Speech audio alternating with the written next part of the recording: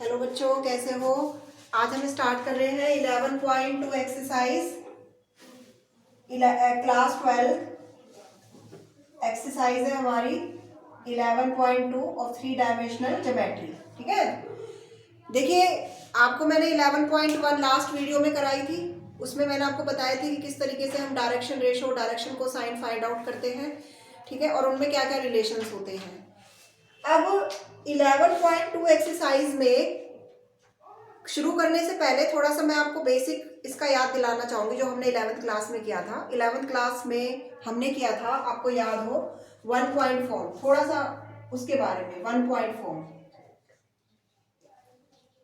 1 point form हमने की थी, जिसमें हमारे पास स्लोप होता है और एक पॉइंट होता है। तो उसकी इक्वेशन होती है y माइनस वाई नॉट या slope x minus x not. इसके बाद बच्चे हमने किया था 2 पॉइंट फॉर्म। 2 पॉइंट फॉर्म, अब 2 पॉइंट फॉर्म में क्या होता था, हमारे पास 2 पॉइंट होते थे। सपोज ये एक लाइन है मेरे पास ए बी, ये ए है ये बी है। इसके जो कोऑर्डिनेट है वो x1 y1 है, इसके जो कोऑर्डिनेट है वो x2 y2 है। तो ए बी लाइन की जो इक्वेशंस हमारे पास निकलती थी वो हमारे पास क्या होती थी, y माइनस वाई वन। इधर आप स्लोप पुट करते थे, स्लोप निकालते थे, y2 minus Y one x2 minus x1, और उसके बाद यहाँ पर आता था x माइनस x1। और इस कंडीशन में जो स्लोप निकालने का फॉर्मूला था y2 माइनस वाई वन और x2 माइनस x1। क्लियर। तो इस तरीके से हमने लास्ट ईयर हमने किया था।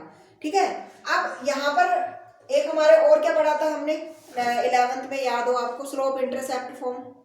स्लोप इंटरसेप्ट फॉर्म हमने पढ़ी थी। ठीक है, स्लोप इंटरसेप्ट हमने पढ़ी थी, स्लोप इंटरसेप्ट फॉर्म। एक थी हमारे पास intercept form, normally intercept form थी एक हमारे पास।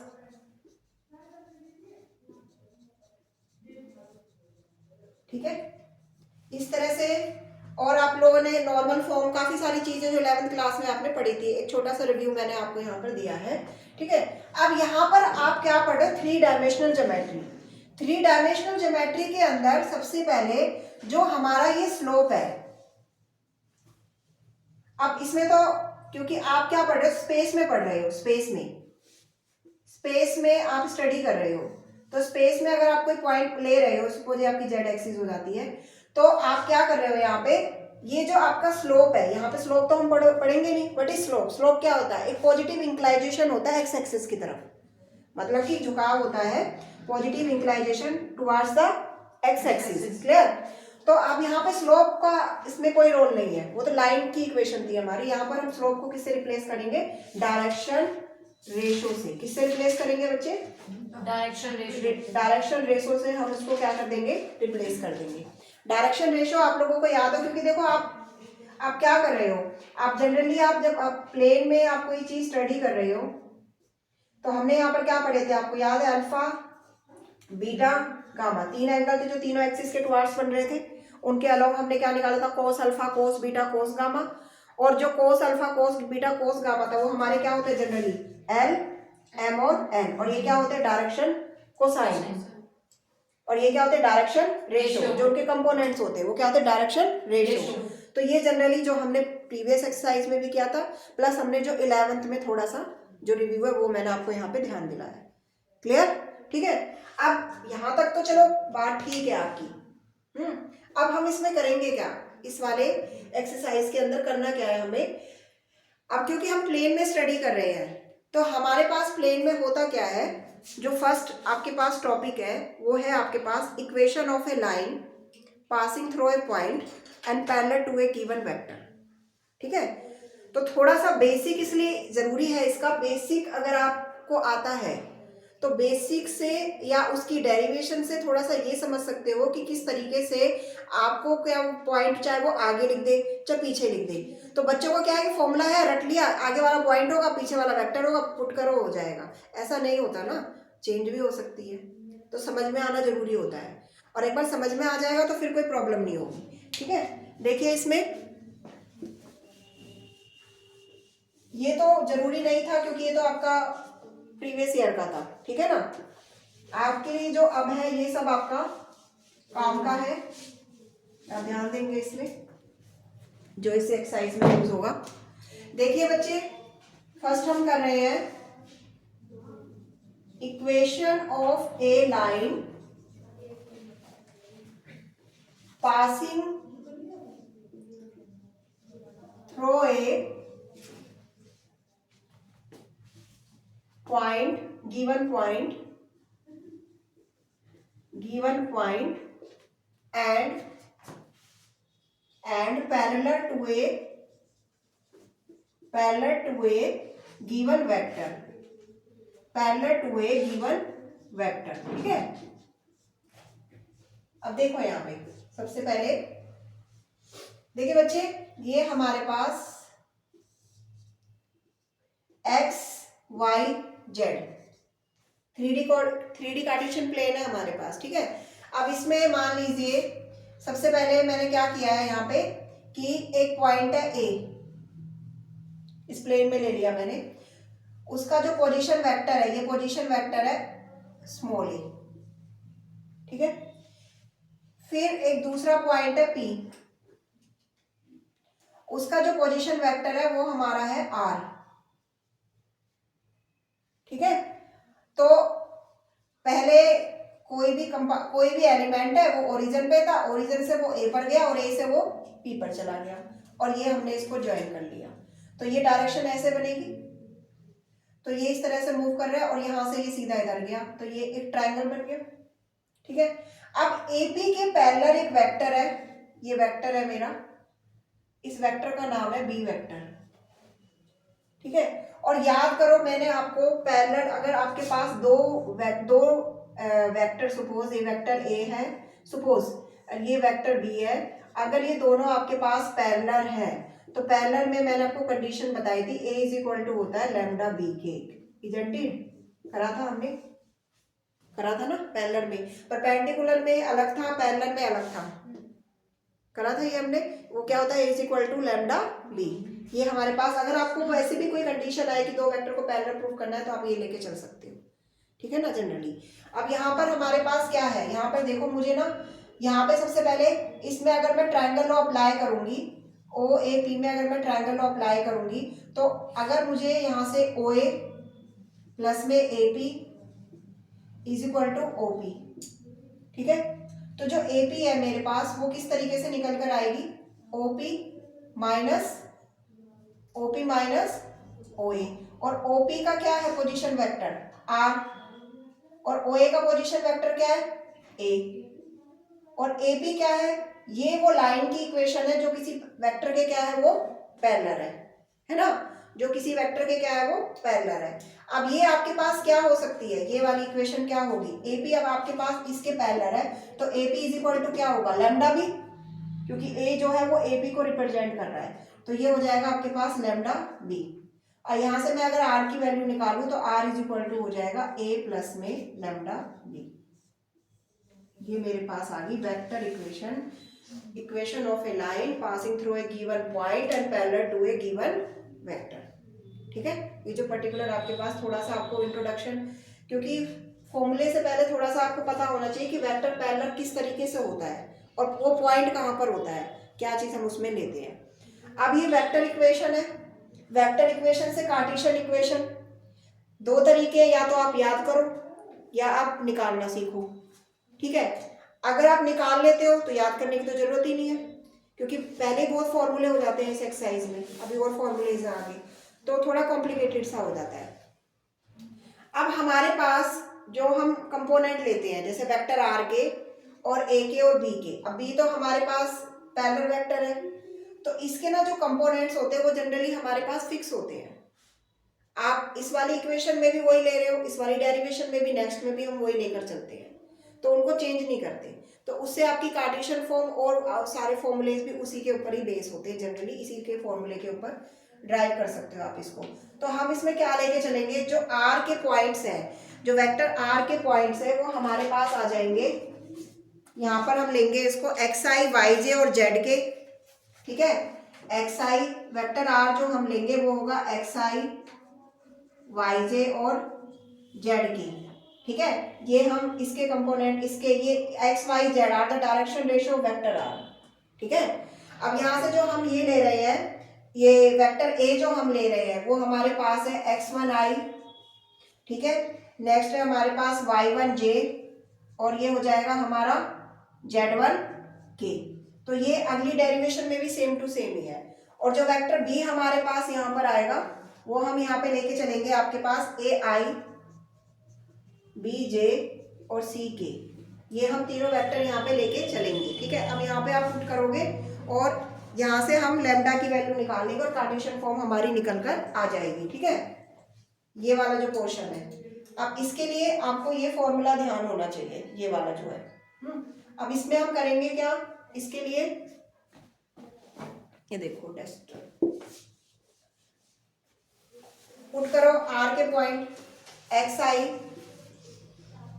yj, zk। ए के क्या पॉइंट है x1i, y1j, z1k। और बी के क्या पॉइंट्स है ए बी जे। तो आप लैम्डा लगा लो पहले, तो lambda a I, B J और सी के। अब यहाँ से एक्स आई, वाई जे, जेड के। अब ये आई है, ये आई है, तो क्या होगा एक्स प्लस में lambda a i, x1 plus में लैम्डा ए आई, और next is y1 plus lambda b j, z plus lambda k, lambda के साथ क्या किसको मल्टीप्लाई करोगे सी को, लैम्डा सी और ये हमारे पास के। अब कंपैरिजन कर लो आई को आई के बराबर, तो x इज इक्वल टू किसके बराबर आएगा x1 plus lambda a, x minus x1 is equal to lambda a और x माइनस x1 अपॉन में लैम्डा, ओ सॉरी अपॉन में a is equal to lambda. तो ये लैम्डा की वैल्यू यहाँ पर आ गई। इस वाले में कंपैरिजन करोगे तो y माइनस y1 अपॉन में b is equal to lambda की वैल्यू आ जाएगी और z माइनस z1 अपॉन में c is equal to lambda. सब लैम्डा के बराबर है, तो इनको हम आपस में बराबर कर देंगे, ठीक है। ये हमारे पास बराबर आ जाएगा, तो ये हमारे पास होगी कार्टेशियन इक्वेशन। ये इसलिए भी जरूरी है, मैंने इसलिए भी जानबूझ के कराई क्योंकि क्वेश्चंस में आपको ये आपके जो क्वेश्चंस है वो इसी टाइप से होंगे। बस वहां पर आपको एक्स वाई जेड की जगह 2 3 4 मिल जाएगा। आपको मैंने एक सॉल्व करके दिखाया है प्रोसीजर, तो सॉल्व करने का तरीका यही रहेगा, ठीक है ना। अगर आपको एक्स वाई जेड की जगह वो वेक्टर देगा तो भी तरीका नहीं चेंज होगा, उसका मेथड नहीं चेंज होगा, आपको यही रखना पड़ेगा वो, ठीक है ना। तो ये पूरा है आपका जो इक्वेशन है, ये आपकी वेक्टर फॉर्म है और ये आपके पास कार्टेशियन फॉर्म है, सही है। ये दो आपके पास फॉर्मूले हैं जो ड्राइव हुए हैं। अब नेक्स्ट, इसके बाद जो नेक्स्ट फॉर्मूला है उसके बाद हम पहले इसके ना सारे जितने भी डेरिवेशंस हैं एक बार वो करेंगे, फॉर्मूलेज करेंगे और उसके बाद फिर क्वेश्चन करेंगे उन पे जो बेस है हमारे, ठीक है। तो ये अभी मैं रख कर देती हूँ। काफ़ी सिलेबस रिड्यूस हो गया है प्रीवियस ईयर से। इस साल जो नई एनसीईआरटी आई है उनमें काफ़ी सिलेबस रिड्यूस करके दिया है, मतलब ये लगा लो कि कुछ रहा ही नहीं, यही कह सकते हैं। कुछ काफ़ी इजी टॉपिक छोड़ दिए और आप लोगों के लिए हार्ड टॉपिक सारे हटा दिए। नेक्स्ट हमारे पास है एंगल बिटवीन टू लाइन्स, ठीक है। Next derivation angle between two lines. तो इसके लिए हम सीधा बात करेंगे, जैसे ये हमारे पास एक्स वाई जेड प्लेन है, इसमें हमारे पास दो लाइन है, एक लाइन ये रही, एक लाइन ये रही, that is L1, this is L2 और इनके बीच में जो एंगल है वो थीटा है, ठीक है। तो अब जो हमारे पास सपोज कर रहे हैं हम कि जो डायरेक्शन रेशो है, direction ratio of L1 line के वो सपोज कर रहे हैं A1, B1 और C1। सिमिलरली जो इसी तरह से जो L2 लाइन के डायरेक्शन रेशो होंगे A2, B2 एंड C2। अब हम निकालना क्या चाह रहे हैं, इन दोनों के बीच में एंगल निकालना चाह रहे हैं। तो वो जो एंगल है जनरली वो हमारे पास क्या होगा, कॉस थीटा। क्या होगा, कॉस थीटा। फॉर्मूला क्या होगा उसका, A1 A2, B1 B2, C1 C2 और नीचे क्या आएगा नीचे आएगा A1 स्क्वायर B1 स्क्वायर और C1 square, A2 square B2 square और C2 स्क्वायर, ये आपके पास आ जाएंगे फॉर्मूला। तो इस तरीके से आप एंगल बिटवीन टू लाइंस निकाल सकते हो, ठीक है। अगर आपको देखो वेक्टर फॉर्म दी है, ये तो ठीक है कि आपके पास L1 और L2 के डायरेक्शन रेशियो है। अगर वेक्टर फॉर्म दी है तो तब देखो क्या करना है आपको। जैसे मान लो एक वेक्टर फॉर्म है ये वाली, इसमें है A1 प्लस लैम्डा B1, दूसरी है A2 प्लस लैम्डा B2। तो ये जो आपके डायरेक्शन रेशियो थे वो B1 B2 वेक्टर के थे। तो अब इस केस में cos थीटा क्या आ जाएगा, देखो बच्चों, B1 डॉट B2 अपॉन में mod B1 mod B2। Clear है? ठीक है, ये फॉर्मूला है एक आपके लिए और ये फॉर्मूला ये है। क्या निकाल रहे हैं हम? एंगल बिटवीन टू लाइन, ठीक है। अगर लाइंस आपकी परपेंडिकुलर है, कंडीशंस है, if lines are perpendicular, if lines are perpendicular, perpendicular होती है, परपेंडिकुलर में थीटा कितना होता है बेटा? 90 डिग्री, 90 डिग्री होता है ना। तो उस केस में मान लीजिए मैं यहाँ पे 90 डिग्री पुट करती हूँ, तो cos 90 जीरो और क्रॉस मल्टीप्लाई होकर ये पोर्शन इधर जाएगा, ये भी जीरो हो जाएगा। तो फिर क्या बचेगा आपके पास? A1 A2 B1 B2 C1 C2 is equal to zero. तो क्या कंडीशन है? A1 A2 B1 B2 C1 C2 is equal to zero. Clear? If lines are parallel, अगर आपके पास लाइन्स पैरेलल होती है, इफ लाइन्स आर पैरेलल, ठीक है, parallel lines के केस में क्या होता है आपके पास? पैरेलल लाइंस के केस में कितने डिग्री हो जाएगा? जीरो, है ना। अगर लाइन आपकी पैरेलल होंगी तो उस केस में क्या हो जाएगा? पैरेलल कंडीशन में कितने डिग्री का एंगल होता है? जीरो, और cos जीरो 1, तो 1 इट मींस ये इधर आ जाएगा। तो उस केस में हमारे रेशियोज बराबर होंगे। क्या होंगे? A1 bye A2 B1 bye B2 and C1 bye C2, ठीक है, क्योंकि हमारे रेशियोज बराबर हो जाएंगे उस केस में जब आपके पास ये एंगल कितने डिग्री होता है? हमारा 0 डिग्री होता है। क्लियर? तो ये कंडीशंस है एंड आपको ये नोट भी करनी है, ठीक है ना, इंपॉर्टेंट है सब। ये जैसे फॉर्मूला है, ये आपके पास ये वेक्टर फॉर्म में, कार्टेशियन फॉर्म में है।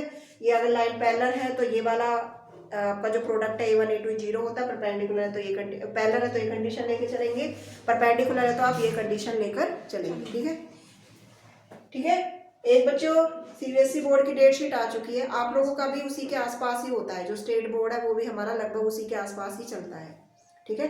तो आप लोग भी अपनी तैयारी पे ध्यान दें। सीबीएसई वाले बच्चे तो तैयारी कर ही रहे हैं, सीबीएसई वाले भी और स्टेट बोर्ड वाले भी, ठीक है ना, ध्यान दें इन बातों पर, ठीक है। नेक्स्ट हमारे पास है एंगल बिटवीन टू लाइन्स, ये हमने कंप्लीट कर लिया। इसके बाद है डिस्टेंस बिटवीन टू लाइन्स। देखो इस एक्सरसाइज में ना फॉर्मूलेज थोड़े ज़्यादा हैं, तो फॉर्मूलेज ज़्यादा होने की वजह से जब तक आपको वो ही क्लियर नहीं होगा, आपको पता ही नहीं चलेगा कि आप करना क्या चाह रहे हो और उसमें हमने क्या कंसीडर लेके चलना है, तो फिर तो क्वेश्चन ही नहीं हो पाएगा ना, ठीक है। और डेरिवेशन इसलिए ज़रूरी है कि डेरिवेशन से बाई चांस अगर आप फॉर्मूला भूल जाते हो तो आप उसे निकाल सकते हो, ड्राइव कर सकते हो, साइड में ड्राइव कर सकते हो शीट के, ठीक है, थोड़ा सा साइड में जो हमारा स्पेस होता है हम उसमें कर सकते हैं। तो इसके बाद हमारे पास अब तो काफ़ी सिलेबस रिड्यूस कर दिया, कुछ रहा ही नहीं इसमें। 2 फॉर्मूलेज हो रहे हैं हमारे पास। Shortest distance between two lines, shortest distance between two lines, two lines के बीच की शॉर्टेस्ट डिस्टेंस हम निकालेंगे, ठीक है।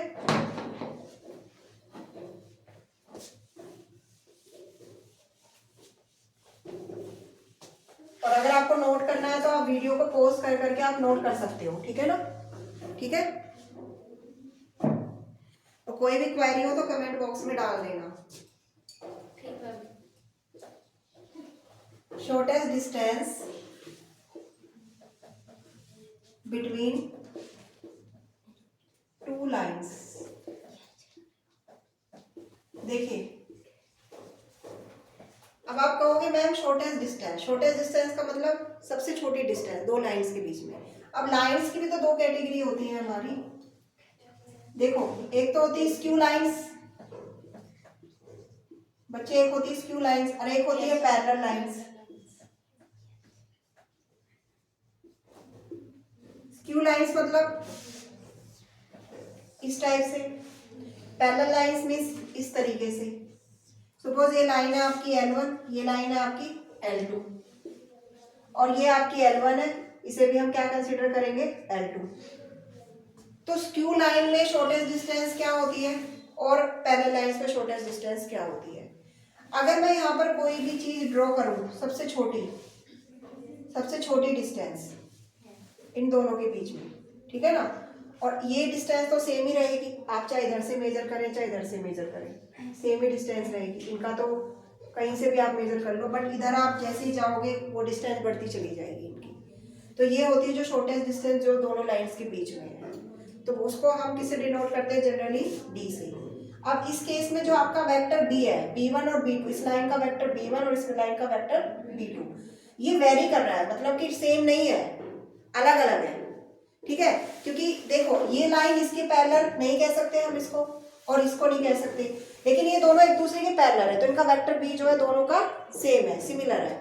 तो इसकी जो आपके पास फॉर्मूला है, जो फॉर्मूला इसका है वो हमारे पास है बच्चे, इसके केस में शॉर्टेस्ट डिस्टेंस जो हम निकालेंगे वो हमारे पास कैलकुलेट होकर आएगी B1 क्रॉस B2,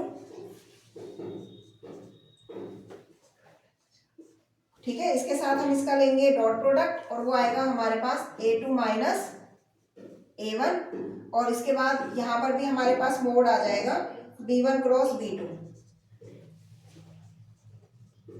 ये यहाँ पे मॉडुलस आ जाएगा, ठीक है ना, ठीक है। अब नेक्स्ट केस में हमें क्या करना है, नेक्स्ट में अभी मैंने आपको बताया कि जो वेक्टर बी है वो हमारा सिमिलर रहेगा, तो अब उसमें आप कैसे चेंजेस करोगे। इस वाले केस में जो शॉर्टेस्ट डिस्टेंस निकलेगी वो हमारे पास आ जाएगी B dot A2 minus A1 upon में मोड ऑफ बी, ठीक है, मोड ऑफ बी, ये हमारे पास निकल कर आ जाएगी दूसरे केस में। इसमें हमारी लाइंस क्या है, पैरेलल है, बट इसमें हमारे पास होता क्या है यहाँ पे, क्रॉस प्रोडक्ट, ठीक है। तो बच्चे ये आपका जो सारे फॉर्मूलेज हैं ये कंप्लीट हो गए। किसी को कोई डाउट है, कोई क्वेरी है, वो पूछ लेना, कमेंट बॉक्स में डाल देना, ठीक है। सारे फॉर्मूलेज आपको अच्छे से पढ़ने हैं, और एक्सरसाइज जो है उसके क्वेश्चंस हम कल स्टार्ट करेंगे, ठीक है। Okay, thank you.